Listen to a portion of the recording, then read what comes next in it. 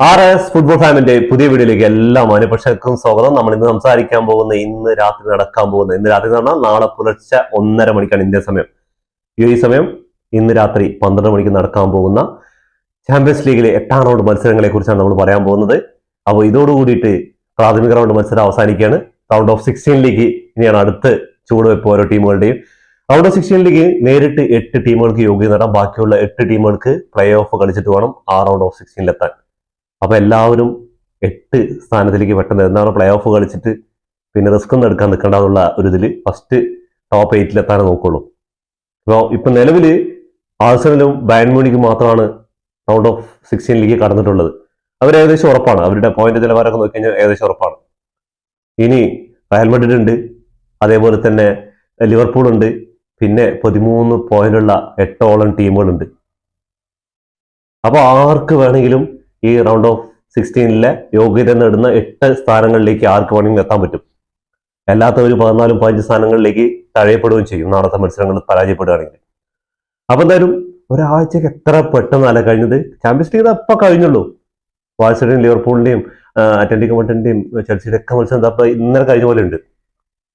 അതിനിടെ English premier ലീഗിൽ 5 ചില മത്സരങ്ങളൊക്കെ കഴിഞ്ഞ് വന്നപ്പോൾ പെട്ടെന്ന് ആരാഴ്ചപ്പോയത്. പക്ഷെ ഫുട്ബോൾ ഫാൻസിനെ സംബന്ധിച്ചിടത്തോളം ഒരൊറ്റ കാര്യം സങ്കടമുള്ള 18 മത്സരങ്ങളാണ് ഒരേ ടൈമിൽ നടക്കാൻ പോകുന്നത്. നമുക്ക് ഏതൊക്കെ കളിയെ കാണാം. അവരവരുടെ ഫാൻസ് അവരുടെ കളി കാണായിരിക്കും. ഇപ്പൊ ബാഴ്സലോണയുടെ കളി കാണുന്ന ആൾക്കാരുണ്ട്, അതേപോലെ ലിവർപൂളിന്റെ കളി ആൾക്കാരുണ്ട്, PSG കളി കാണുന്ന ആൾക്കാരുണ്ട്, ഒക്കെ ശരിയാണ്. പക്ഷെ ഫുട്ബോൾ ഫാൻസ് അവർക്ക് ഈ കളികളൊക്കെ സെപ്പറേറ്റ് കാണാൻ പറ്റിയിരുന്നെങ്കിൽ ഒന്ന് കൊതിച്ചു പോകണം. എന്താ കാരണം എന്ന് പറഞ്ഞാൽ ഇന്നലെ 2 ദിവസമായിട്ട് കളികളൊന്നും ഇല്ല.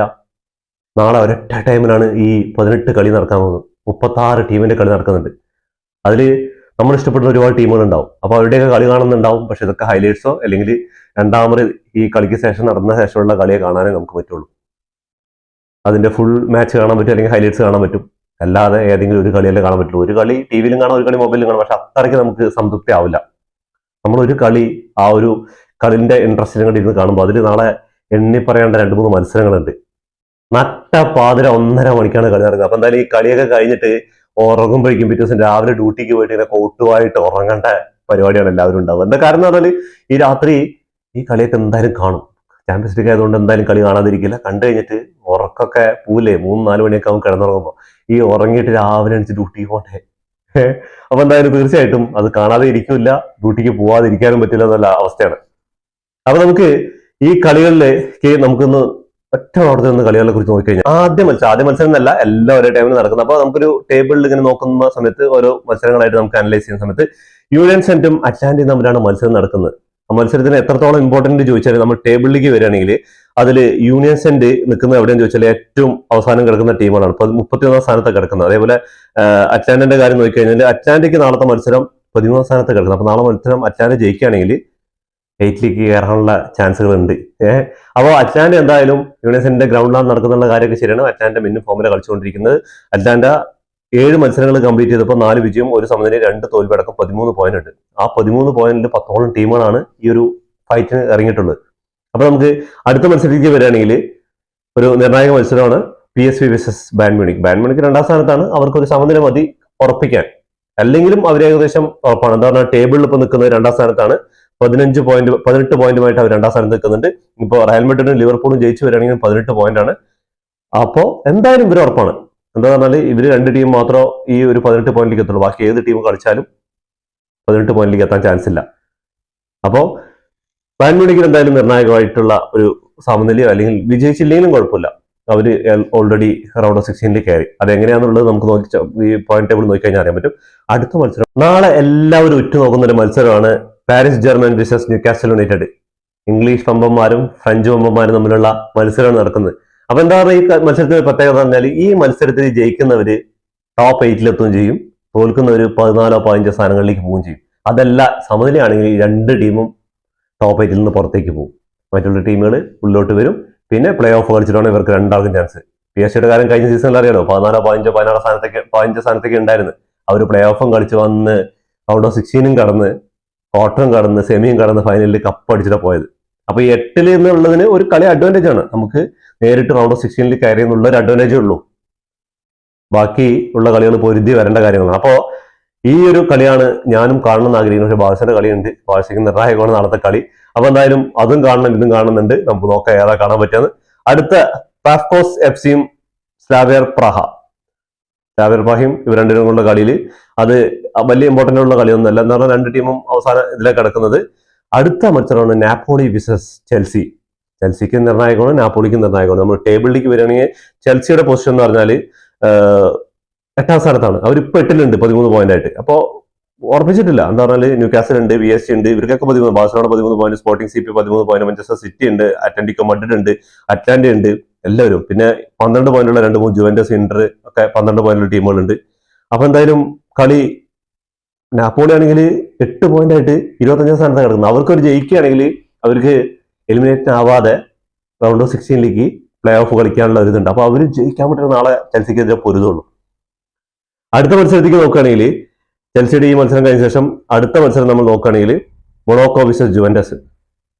ജുവന്റസും മൊണോക്കൊക്കെ ഏകദേശം താരതമ്യേന ആ ഒരു ഇതിലാണ് കിടക്കുന്നത്. മൊണോക്കോയുടെ കാര്യം നോക്കിക്കഴിഞ്ഞാൽ 21ാം സ്ഥാനത്താണ് കിടക്കുന്നത്. അതേപോലെ ജുവന്റസിന്റെ കാര്യം നോക്കുകയാണെങ്കിൽ 15ാം സ്ഥാനത്ത്. ജുവന്റസ് 12 പോയിന്റ് ഉണ്ട്. അപ്പൊ ഇവർ രണ്ടാളും ജയിച്ചു കഴിഞ്ഞാൽ ഇവർക്ക് ഇവിടെ നിൽക്കാൻ പറ്റും. തോറ്റു കഴിഞ്ഞാൽ ചിലപ്പോൾ എലിമിനേറ്റ് ആയിട്ട് പുറത്തു പോകേണ്ടി വരും. എന്താണ് മറ്റുള്ള ടീമുകളുടെ പോയിന്റിനനുസരിച്ചായിരിക്കും ഉണ്ടാവുക. അടുത്ത മത്സരം നോക്കുകയാണെങ്കിൽ Galatasaray versus Manchester City. Manchester സിറ്റിയുടെ ഹോം ഗ്രൗണ്ടിലാണ് നടക്കുന്നത്. മാഞ്ചസ്റ്റർ സിറ്റിക്ക് വിജയിച്ചേ പറ്റും. മാഞ്ചസ്റ്റർ സിറ്റി വിജയിച്ചില്ലെങ്കിൽ റൗണ്ട് ഓഫ് 16 ഫസ്റ്റ് 8ലേക്ക് നേരിട്ട് പ്രവേശിക്കാൻ കഴിയില്ല എന്നുള്ള കാര്യമാണ്. അപ്പോൾ അവര് നാളെ എന്തായാലും ഹോം ഗ്രൗണ്ടിലെ മത്സരം നടക്കുന്നത് എന്തായാലും കൊടുക്കും, നല്ലൊരു എഫേർട്ട് കൊടുക്കും. അപ്പോൾ നാളത്തെ മത്സരം കണ്ടറിയണം മാഞ്ചസ്റ്റർ സിറ്റിക്ക് സംഭവിക്കുന്നത്. അടുത്ത മത്സരം നോക്കുകയാണെങ്കിൽ ലിവർപൂൾ വിസസ് കരബാഗ് എഫ് ആണ്. ലിവർപൂളിന്റെ ഹോം ഗ്രൗണ്ട് വെച്ച് നടക്കുന്ന മത്സരമാണ്. അത് കാരണം ലിവർപൂൾ മിക്കവാറും സിമ്പിളായിട്ട് ആ മത്സരം ജയിച്ചിട്ട് 3 പോയിന്റ് നേടിയിട്ട് 18 പോയിന്റുമായിട്ട് നേരിട്ട് ടോപ്പ് 8ലേക്ക് എത്തുന്നുള്ള കാര്യത്തിൽ സംശയമൊന്നുമില്ല. റൗണ്ട് ഓഫ് 16 നേടും. അടുത്ത മത്സരം നടക്കാൻ പോകുന്നത് ഫ്രാങ്ക്ഫർട്ടും ടോട്ടൻഹാം ഹോട്ട്സ്പർ ആണ്. ടോട്ടൻഹാം ഹോട്ട്സ്പറിന് നിർണായകമാണ് ഈ മത്സരം. അതേപോലെ ഫ്രാങ്ക്ഫർട്ട് കുറച്ച് താഴെ കിടക്കും. ടോട്ടൻഹാം ഹോട്ട്സ്പർ നോക്കുകയാണെങ്കിൽ 5ാം സ്ഥാനത്ത് കിടക്കുന്നത് 14 പോയിന്റുമായിട്ട്. അവർക്കും ഈ കളി ജയിച്ചാലാണ് റൗണ്ട് ഓഫ് 8. എന്താ പറഞ്ഞാൽ മറ്റുള്ള കുറെ ടീമുകൾ 13 പോയിന്റ് കുറെ ടീമുണ്ട്. അവർക്ക് 3 പോയിന്റ് കിട്ടി ജയിച്ചു വരികയാണെങ്കിൽ 16 പോയിന്റ് എത്തും. അപ്പൊ ഇവർക്ക് ഈ കളി ജയിക്കാൻ പറ്റിയില്ലെങ്കിൽ ടോട്ടൻഹാം ഹോട്ട്സ്പർ ഇപ്പൊ നിൽക്കുന്നത് നോക്കണ്ട, താഴെ ഇറങ്ങാൻ പെട്ടെന്നായിരിക്കും ചാൻസുകൾ. അപ്പൊ എന്തായാലും ആ മത്സരം വിജയിക്കാൻ തന്നെയായിരിക്കും അവർ നോക്കുക. അടുത്ത മത്സരം നോക്കുകയാണെങ്കിൽ ഡോർവിസ ഡോട്ട്മണ്ട് വിസ് ഇന്റർ മിലാൻ. ഇന്റർ മിലാന് 12 പോയിന്റാണ്. അപ്പൊ ഇന്റർ മിലാന് വിജയിച്ചു കഴിഞ്ഞിട്ടും വലിയ ചാൻസുകൾ കുറവാണ് നേരിട്ടെത്താനുള്ള. അവർ പ്ലേ ഓഫ് കളിക്കേണ്ടി വരും. അത് ഡോട്ട്മണ്ടിനും പ്ലേ ഓഫ് കളിക്കണേ തന്നെ മെനക്കെട്ട പണിയാണ്. അപ്പൊ എന്തായാലും കാത്തിരുന്ന് കാണുന്ന അടുത്ത മത്സരം ക്ലബ് വർക്സും ഒളിമ്പിക്കാസോ ഇവരൊക്കെ ബാക്കിൽ നടക്കുന്നത്. ക്ലബ് വർക്സിന് പിന്നെയും ചാൻസ് ഉണ്ട്. അടുത്ത മത്സരം നോക്കുകയാണെങ്കിൽ ബെൻഫിക്ക വിസസ് റയൽ മഡ്രിഡ് ആണ്. ബെൻഫിക്കയുടെ ഹോം ഗ്രൗണ്ടിൽ വെച്ച് നടക്കാൻ പോകുന്നത്. റയൽ മഡ്രിഡിന്റെ കാര്യം തന്നെയാണ്. നാളെ വിജയിച്ചിട്ട് 3 പോയിന്റ് ആയിട്ട് കയറാൻ പറ്റുകയാണെങ്കിൽ ഓക്കെ, അല്ലെങ്കിൽ ഒരു സമനില കിട്ടിയാൽ കൂടെ ചാൻസ് കുറവാണ്. എന്താണ് ഗോൾ ശരാശരിയും കാര്യങ്ങളൊക്കെ മറ്റുള്ള ടീമുകൾ അടിക്കുന്ന ഗോളിനെയും വഴങ്ങുന്ന ഗോളിനെയും ടിപ്പിന്റെ സെറ്റായിരിക്കും നടക്കാൻ പോകുന്നത്. അടുത്ത മത്സരത്തേക്ക് നോക്കുകയാണെങ്കിൽ ബയർ ലെവർകുസനും വില്ലേറിലാണ്. വില്ലേറിന്റെ കാര്യം നോക്കണ്ട, വില്ലേറിന്റെ ടേബിളിൽ ഏറ്റവും 1-2 സ്ഥാനം ഏറ്റവും പുറകിലാണ് കിടക്കുന്നത്. ബയർ ലെവർകുസന് പിന്നെയും റൗണ്ട് ഓഫ് 16ലേക്ക് കയറാനുള്ള പ്ലേ ഓഫ് കളിക്കാനുള്ള ഒരു ചാൻസിന് വേണ്ടിയിട്ട് അവർ നാളത്തെ വിജയിക്കാൻ നോക്കുകയാണ്. എന്താണ് ഹോം ഗ്രൗണ്ട് വെച്ച് നടക്കുന്ന മത്സരമാണ്. അടുത്ത മത്സരം നോക്കുകയാണെങ്കിൽ ബാഴ്സലോണ വെച്ച് കോപ്പൻഹാഗായിട്ട് നടക്കുന്ന മത്സരം ബാഴ്സലോണ ഹോം ഗ്രൗണ്ടിലാണ്. ബാഴ്സലോണ ഹോം ഗ്രൗണ്ടിൽ വെള്ളമൊക്കെ പോയിട്ടുണ്ടെന്ന് അറിയില്ല. എന്താണെങ്കിലും ഫുള്ള് വെള്ളമായിരുന്നു. അതിന്റെ ട്രോളുകളൊക്കെ ആയിരുന്നു. പണി തീരാത്ത ഒരു സ്റ്റേഡിയത്തിൽ മഴ പെയ്താൽ പിന്നെ വെള്ളം ഒഴുകില്ലേ? എമ്മാതിരി ട്രോളാണോ? ഇതിനൊക്കെയാണ് ട്രോളുന്നത്. ഫുള്ള് സോഷ്യൽ മീഡിയയിൽ ഫുള്ള് ഇതാ വെള്ളപ്പൊക്കമായി അങ്ങനെ ആരെയാ പെയ്തിരിക്കുന്നത്. ആ യമാലിന്റെ ഗോളിന് ശേഷം ഫുള്ള് മഴയായിരുന്നു. അതിൽ സ്റ്റേഡിയത്തിൽ ലീക്കായി അറിഞ്ഞിട്ടൊക്കെയാണ് ചെയ്യുന്നത്. സ്റ്റേഡിയം പണി കഴിഞ്ഞില്ല. സ്റ്റേഡിയം 50% പണി കഴിഞ്ഞിട്ട് ഇനി 50% പണിയാനുണ്ട് മേൽക്കൂരി എന്നിട്ടില്ല. അപ്പൊ പിന്നെ ഒഴുകില്ലേ? ട്രോളാനുണ്ട് കാരണം വേണം. അപ്പൊ ബാഴ്സലോണയ്ക്ക് എന്തായാലും ഇമ്പോർട്ടന്റ് ആണ്. ഈ കളി ജയിച്ചാൽ മാത്രം പോരാ, ഇതിലൊരു 3-4 ഗോൾ മാർജിൻ ജയിച്ചാൽ മാത്രമാണ് അവർക്ക് ടോപ്പ് 8ലേക്ക് എത്താൻ പറ്റുള്ളൂ. അപ്പൊ എന്തായാലും അതിനുള്ള കളി തന്നെയായിരിക്കും. എന്താ ഒരു പ്രശ്നം എന്ന് പറഞ്ഞാൽ ഡിജോണും പെട്രി ഇല്ലാതെ, പെട്രിക്ക് പരിക്കാണ്, ഡിജോൺ സസ്പെൻഷൻ ആണ്. അപ്പൊ ഓൾമോയും ഫെർമിനൊക്കെ ആയിരിക്കും ചിലപ്പോൾ മിഡ്ഫീൽഡിൽ ഉണ്ടാവുക. കാത്തിരുന്ന് കാണുന്ന നാളെന്താണ് ബാഴ്സയ്ക്ക് സംഭവിക്കാൻ പോകുന്നത്. ഹോം ഗ്രൗണ്ടിൽ നിന്ന് അഡ്വാൻറ്റേജും കൂടിയുണ്ട്. അതേപോലെ അടുത്ത മത്സരം നോക്കാൻ പോകുന്നത് അറ്റ്ലന്റിക്കോ മഡ്രിഡും ബോഡോ ക്ലിമിറ്റും ആണ്. അപ്പൊ അറ്റ്ലന്റിക്കോ മഡ്രിഡിനും ഇതേ അവസ്ഥയാണ്. ജയിച്ചു കഴിഞ്ഞാൽ നല്ല മാർജിനിൽ ജയിച്ചു കഴിഞ്ഞാൽ മുകളിലേക്ക് കയറി വരാന്നുള്ള. അടുത്ത മത്സരം ആൾസലിനും ഖിറാറ്റ് തമ്മിലുള്ള മത്സരമാണ്. ആൾസലിന് പഠിക്കാനൊന്നുമില്ല, അവർക്ക് ജയിച്ചാലും തോറ്റാൻ ഒന്നും വിഷയമല്ല.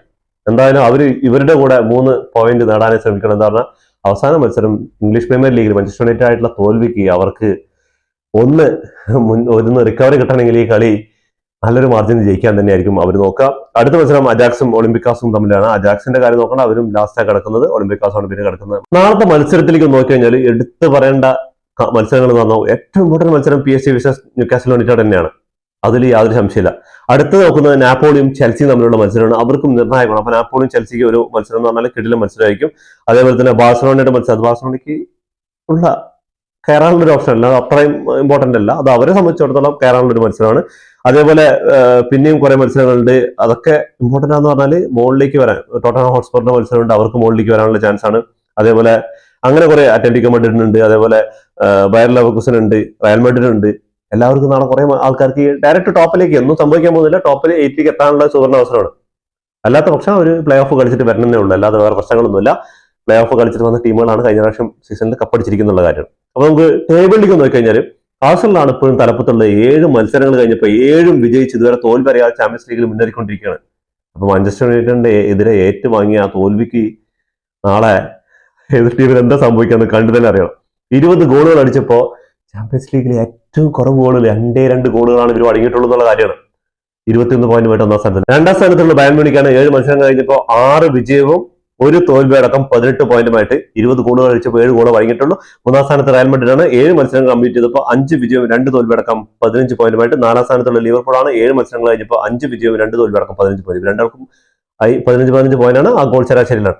അടുത്ത ടീം വരുന്നത് ടോട്ടൻഹാം ഹോട്ട്സ്പർ ആണ് 5-ാം സ്ഥാനത്തുള്ള 7 മത്സരം കഴിഞ്ഞപ്പോൾ 4 വിജയവും 2 സമനിലയും 1 തോൽവി അടക്കം 14 പോയിന്റുമായിട്ട്.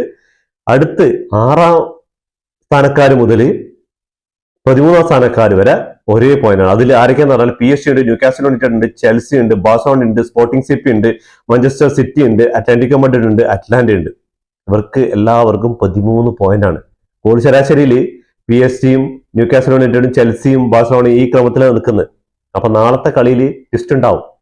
ട്വിസ്റ്റിന് വേണ്ടിയിട്ട് കാത്തിരിക്കാം. ഒരേ ടൈമിലായതുകൊണ്ട് എല്ലാവരും ആകാംക്ഷയോടെ കാത്തിരിക്കുക കളിയെ കുറിച്ചൊക്കെ. പിന്നെ ഇന്റർ ഉണ്ട്, ജുവന്റസ് ഒക്കെ 12 പോയിന്റാണ്. അപ്പൊ ഇവർക്കും ചാൻസ് ഉണ്ട്. അപ്പൊ എന്തായാലും നാളത്തെ മത്സരം ഫുട്ബോൾ പ്രേമിയെ സംബന്ധിച്ചിടത്തോളം ഇങ്ങനെ സ്റ്റാറ്റസ് നോക്കിക്കൊണ്ടിരിക്കേണ്ടി വരും. ആരാണ് ഗോൾ അടിക്കുന്നത്, മുകളിലേക്ക് കയറുക, താഴെ ഇറങ്ങുക എന്നൊക്കെ നോക്കിയിരിക്കേണ്ടി വരും.